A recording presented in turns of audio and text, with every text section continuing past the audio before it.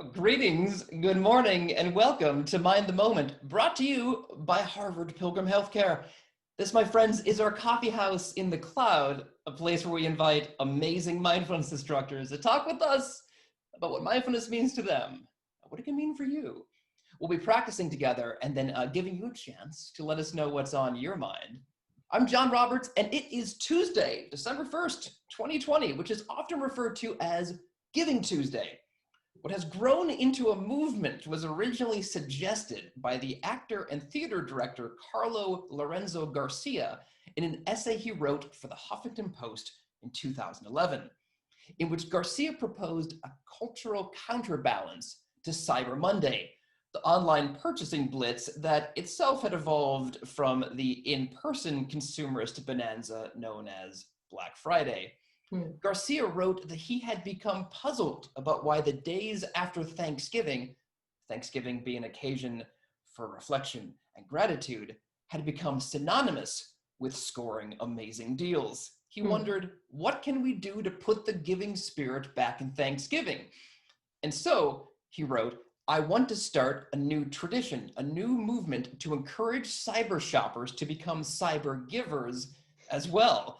My challenge to you is when you finish your Cyber Monday shopping, why not go to your favorite charity's website and make an online donation? It's Carlo Lorenzo Garcia, inventing Giving Tuesday in 2011. So today we'll be thinking about how generosity figures into one's mindfulness practice.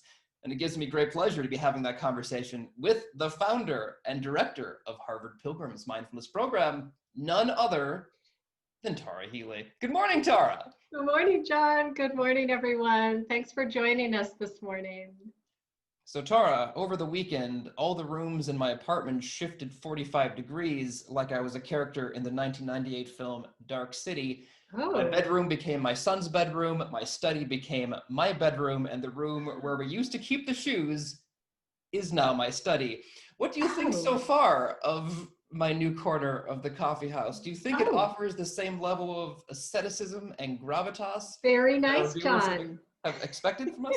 Is there anything you would change? Quite scholarly with the books behind you. I mean, you know. Great. Well, you might be less impressed if you could read the spines.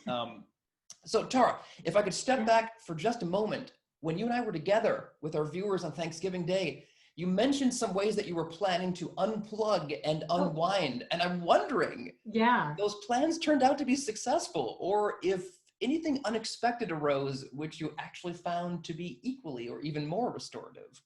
Yeah, I would say nothing unexpected, but that it felt like a day that I could really sort of do what I wanted to do. And it was sort of rainy in the morning, so I kind of waited it out and went for a walk late afternoon. I think I watched a little bit of Netflix. I had a good meal. It was really nice. Yeah, so yeah. Well, you have a smile on your face, and so I think that means that it did go well. I took good care. Okay, very good. All right, so let me run down the crib sheet with folks. So here's what we're going to do. We're going to talk a bit about the role of generosity in mindfulness practice. Tara is going to lead us in a 10-minute guided meditation.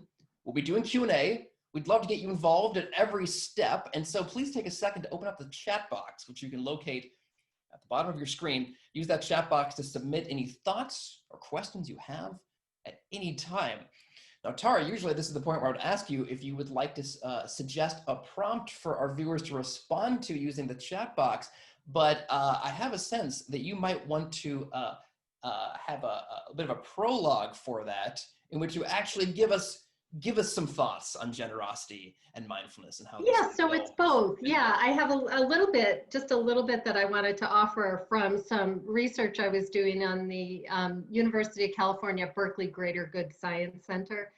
And that'll lead into a question. And I thought, I found a definition for generosity on that site that I thought was really simple and very apropos, which is giving good things to others freely and abundantly.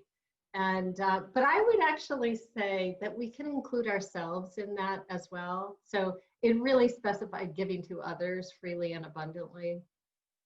And in a way, you're prioritizing your others' needs above your own needs. But the other interesting thing was a study done that talked about the 5 benefits of generosity. And so one of them was that just makes you happier. And there was an interesting study that Michael Norton did.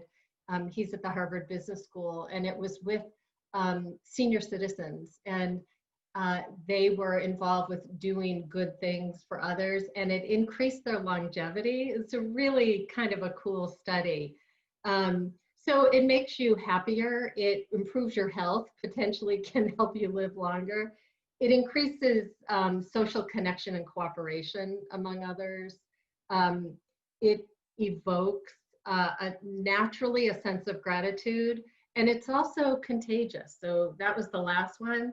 And I was telling John earlier that sometimes on my way over to Cambridge, there's a bridge where there are often, mostly it's men who are sort of panhandling a bit. And so I usually open the window and drop, a little bit of money into the till. And then I look in the rearview mirror, and I will often see the cars behind me doing the same thing. And so when I read that, the 5th benefit, that it's contagious, it kind of made sense. And that when we receive, we often want to give as well. So I think it's just interesting. So my question actually for all of you is, as we think of today as a day of generosity and giving, what have you done already so far today, or that you plan to do today, that is an act of generosity? And to really think broadly about this, because, I think being a good listener, really being fully present for another person is a wonderful gift. So I don't leave anything out. So the question, what have you done already? Could be bringing somebody their coffee. Or what do you plan to do today that would demonstrate generosity and bring you happiness? Well, I love this because you're also imposing a little bit of that positive peer pressure that you were mentioning, Tara, in the lineup of cars, because it's like, in case somebody hasn't done anything which they feel is particularly generous already, now's your chance to think about what you might want to do. Right. So while folks are taking a moment to type, please do know how grateful we are that you've lent us these moments of your day, helping us build a vibrant community of practitioners ranging from skeptics to true believers and everyone in between. Keep in mind that only Tara and I are going to be able to see anything that you type. And if we don't read your particular questions or comments out loud, please know that we do read and appreciate them all. And at the end of today's program, which will be wrapping up right around 9 a.m., I will mention some other ways that you can keep in touch with us as well. So somebody says they've been sending out texts or nice Instagram posts to friends and family, especially those who are having a hard time. That's a wonderful thing. Some says they donated to a friend's charity. Somebody says they are liking good causes on social media to get them attention. That's great. Yes, you can sort of boost those posts in other people's feeds. Baking bread for my daughter's family. Reached out to a neighbor who just lost her son. That's too bad. This person says, so far I've visited a senior resident who needed to talk. So far, that's before 9 a.m. Later today, this person hopes to clarify a misunderstanding with a friend. Now that's a great example of a small act, a seemingly small act that could actually have huge repercussions. Yes. So it says they gave their first advent calendar chocolate to their child. Pretty generous, yes, indeed. Praying for a friend undergoing a procedure in the hospital this morning. Great to send those well wishes to folks who are in difficult or challenging positions.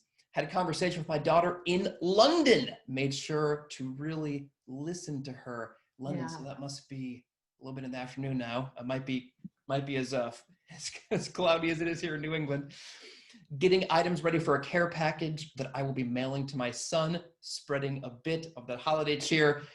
Started by reaching out to my friends for a Giving Tuesday effort for a nonprofit that I work with. All right, perfect. So getting some of the people on your team, your professional or personal team, rallying around a cause, acknowledging coworkers planning to give to the Greater Boston Food Bank today. Yes, food banks are always in need of our help. Being a kind driver on the road, especially here in Boston. These are great. Anything like that is wow. great. All right. Okay. Fantastic. All right. So let me end it there. But thank you everyone for sharing. Tara, Yes. I think that's a great lead-in for you. Great. If you would, if I could impose upon you to take us into a guided meditation. Yes. All right. So as we typically do, you want to take a posture that serves your body, your mind this morning, and that could be standing, which is perfectly fine, or sitting. Either way, you want to hold yourself upright and engaged with a spine that is straight but not stiff. And eyes can be open or closed. Again, whatever serves you best, feels most comfortable to you. If you're going to have your eyes open, you just want to gaze downward a little bit. Let's begin by taking a couple of deep breaths on our own as a way to settle in and settle any surface tension. And the only instruction I would give you on breath is deep inhalation through the nose with a bit longer exhalation through the mouth. And just do a couple of those on your own as you settle.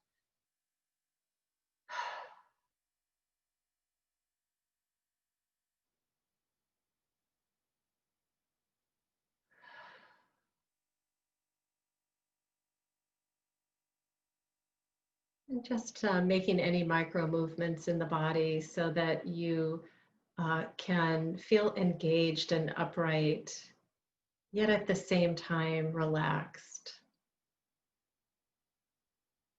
And take a moment just to notice sound in your environment or perhaps outside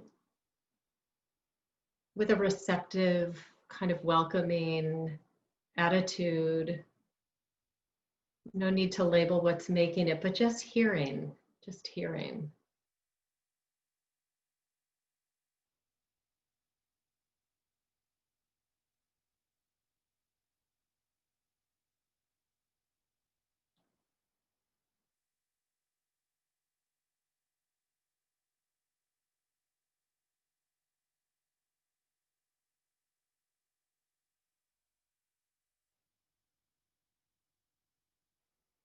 And allowing sound to remain in the background as it will, and bringing the awareness back into the body, just beginning with the whole body, noticing sensations from your activity so far.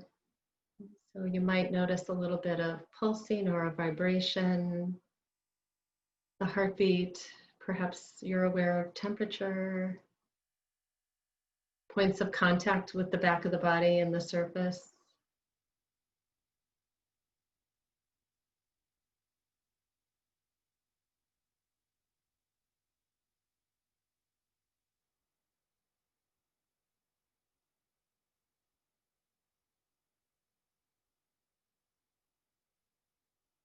See if you can bring the attention in, even just now a little bit more from whole body awareness to beginning to notice the rhythm of your breath. And, you know, the body knows exactly how to breathe. You don't have to make it different or special. And just see how the rhythm of your breath is this morning and where in the body is that sensation strongest for you.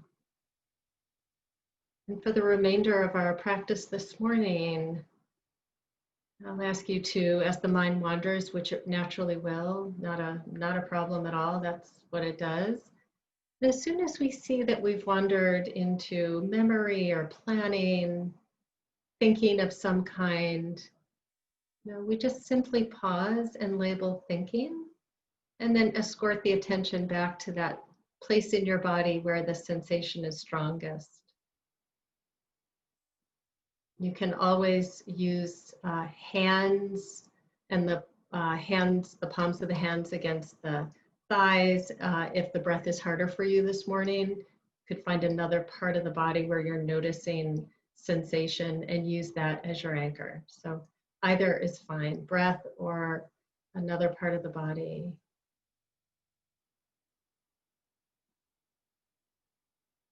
So just let the body breathe as it will.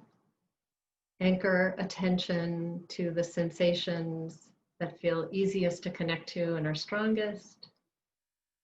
Every time the mind wanders, just label thinking, soften the body, return to your anchor.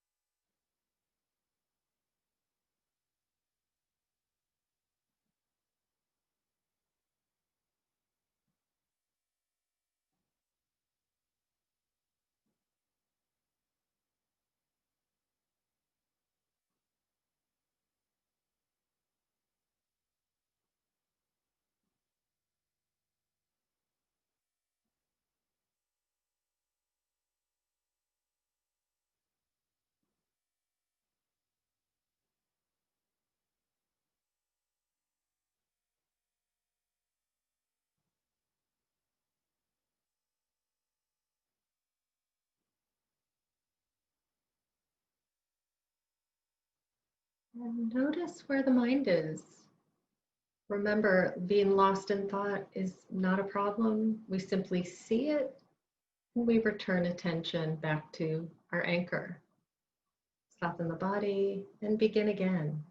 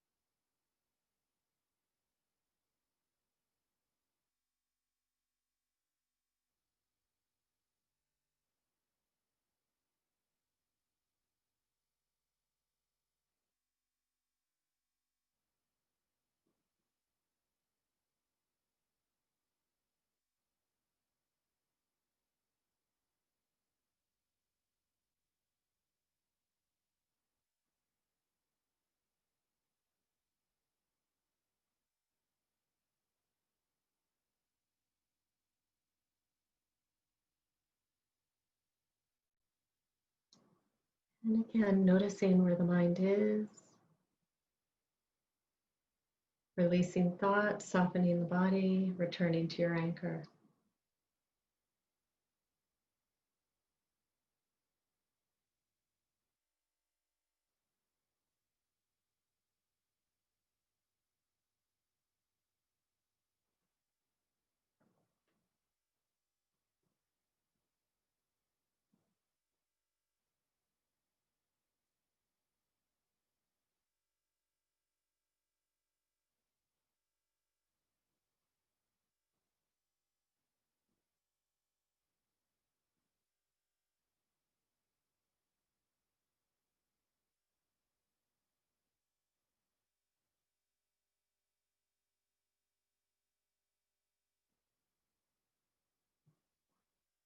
And as we bring this meditation to a close, I'll count back from 3, 2, 1.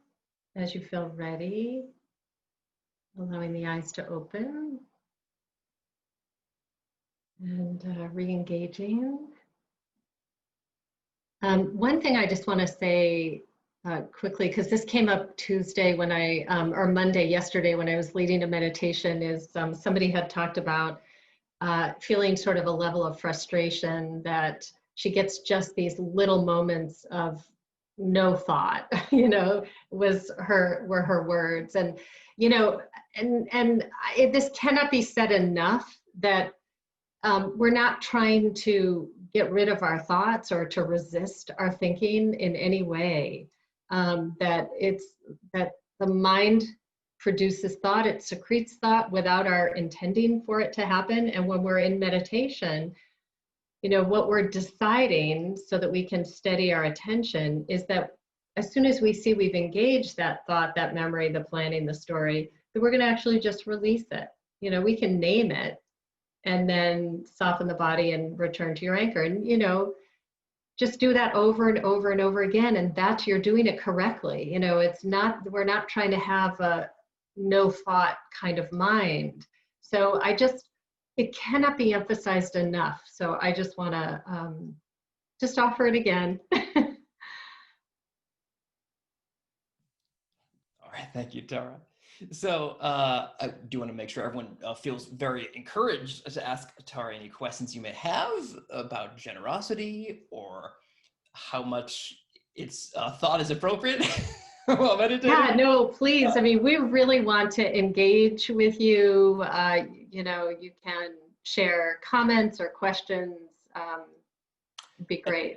And while folks are gathering their thoughts and typing, I will go ahead and get us started with a question or two of my own. So, Tara, you touched on this earlier, but I was hoping we could direct the conversation a little bit back to a topic which we were delving into last Thursday during our Thanksgiving session, namely the topic of gratitude.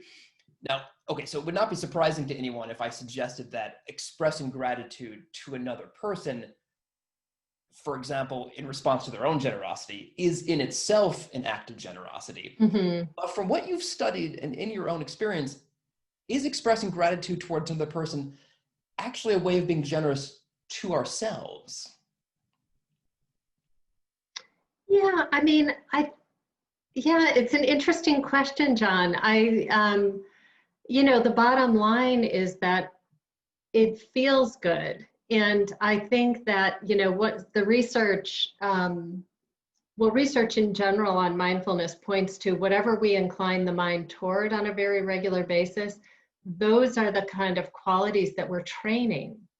And so, as we both give and receive, I mean, there's a benefit, it's mutually beneficial, really.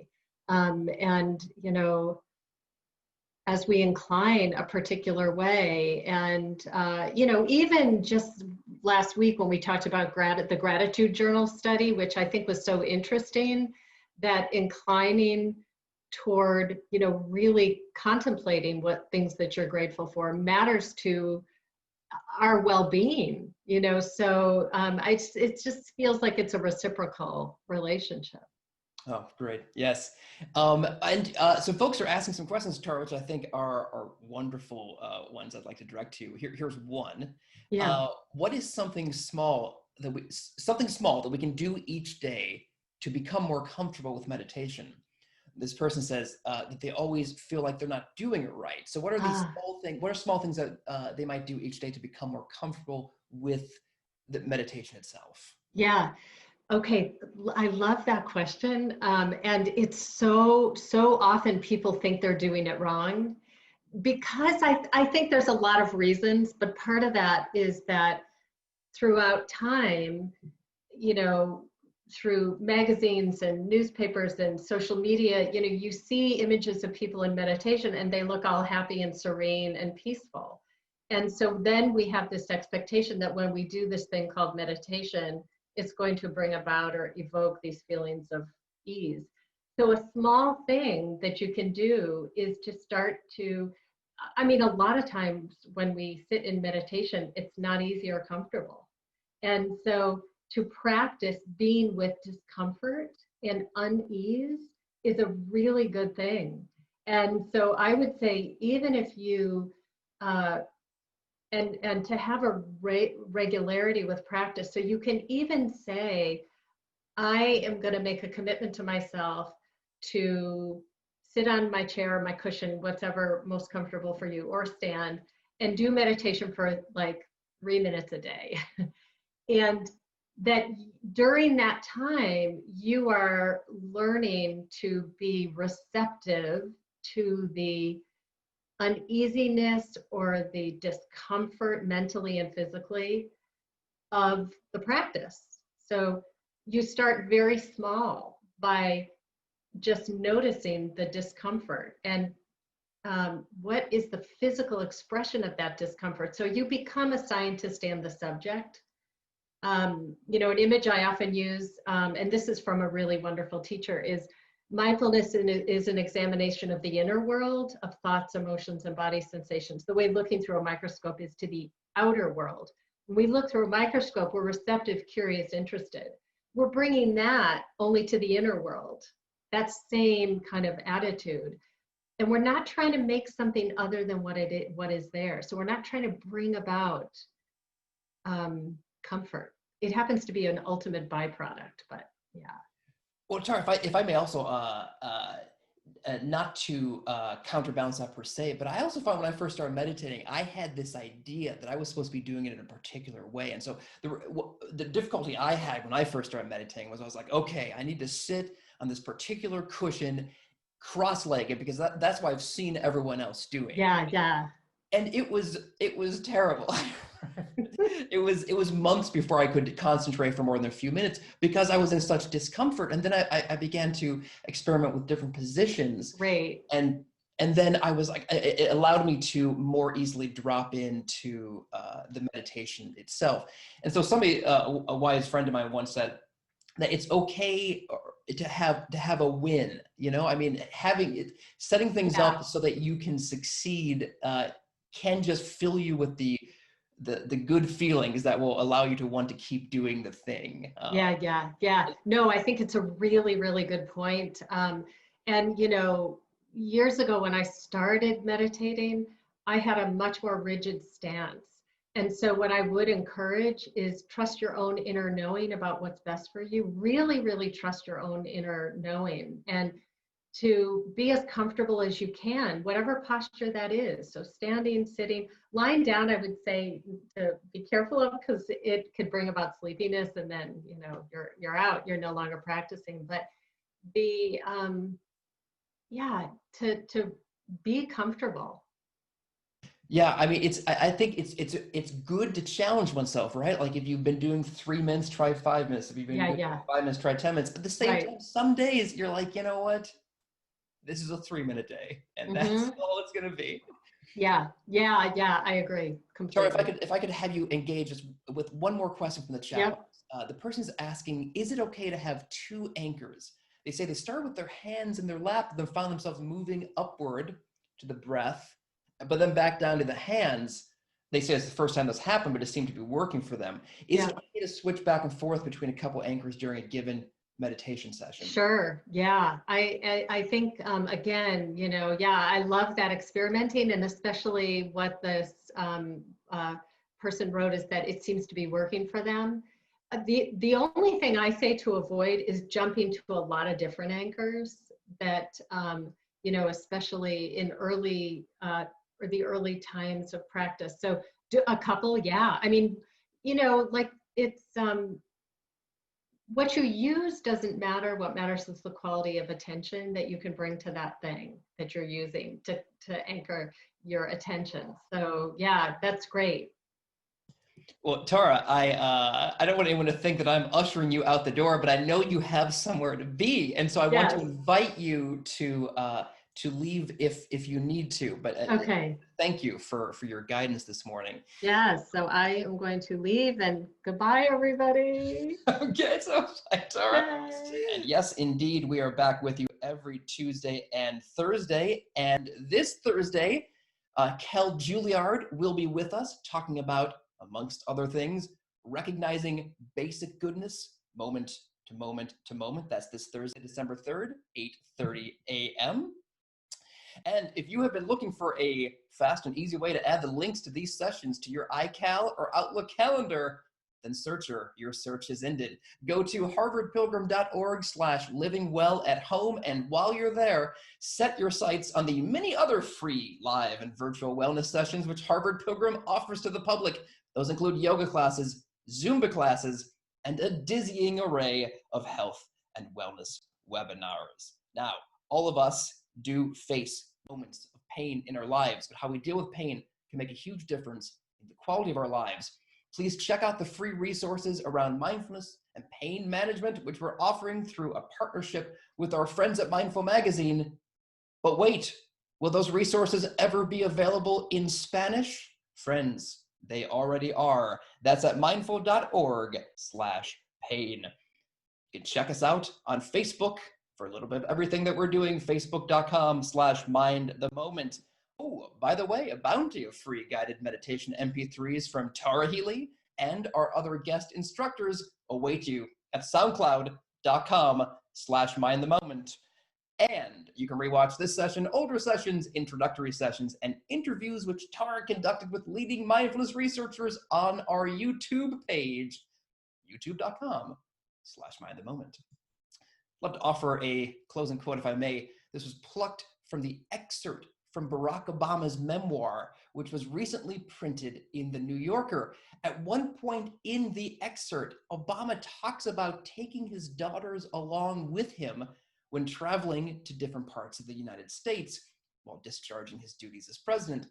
Obama wrote, quote, "Talking my daughters into bed, I hoped that despite all the fuss that surrounded us, their minds were storing away a vision of life's possibilities and the beauty of the American landscape, just as mine once had, and that they might someday think back on our trips together and be reminded that they were so worthy of love, so fascinating and electric with life that there was nothing their parents would rather do than share those vistas with them." End quote. To me, this is an impeccable summation of what it means to be generous to another person. It doesn't demand material gifts, but merely the willingness to make sure the people around you feel truly seen. Thank you, everyone, for joining us today. We hope that we will see you on Thursday. Until then, or until the next time, please have a momentous day.